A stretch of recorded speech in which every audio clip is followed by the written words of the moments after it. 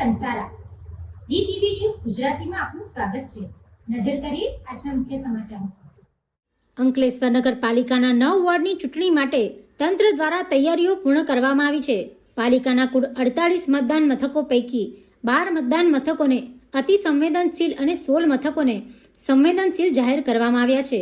અંકલેશ્વર નગરપાલિકાની આગામી ચૂંટણીને ધ્યાનમાં રાખીને તંત્ર દ્વારા સઘન તૈયારીઓ પૂર્ણ કરવામાં આવી છે।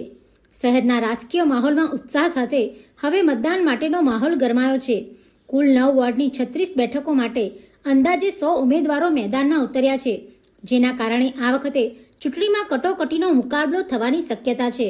મતદાન પ્રક્રિયા સુચારુ રીતે પૂર્ણ થાય તે માટે તંત્ર દ્વારા વિશેષ આયોજન કરવામાં આવ્યું છે।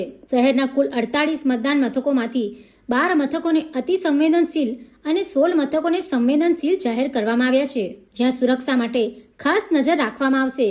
ચૂંટણી કામગીરી માટે 265 કર્મચારીઓ તૈનાત કરવામાં આવ્યા છે। ઉપરાંત કાયદો અને વ્યવસ્થા જાળવવા માટે 94 જેટલા પોલીસ કર્મીઓ અને અધિકારીઓ ફરજ પર રહેશે। આ ચૂંટણીમાં કુલ 47,624 મતદારો પોતાના મતાધિકારનો ઉપયોગ કરી શકશે। મતદાન શાંતિપૂર્ણ અને નિષ્પક્ષ વાતાવરણમાં યોજાય તે માટે તંત્ર દ્વારા તમામ જરૂરી પગલાં લેવામાં આવ્યા છે।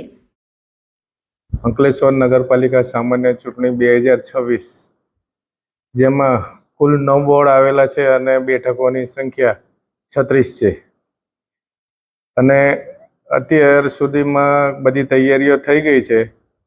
ઉમેદવારો 100 છે 1 થી 9 વોર્ડમાં અને અતિ સંવેદનશીલ 12 મતદાન મથક છે અને સંવેદનશીલ 16 મતદાન મથક છે, જેમાં મતદારોની સંખ્યા 47,624 છે। આમ અમારે પોલિંગ સ્ટાફ 265 અને પોલીસ સ્ટાફ 94 છે।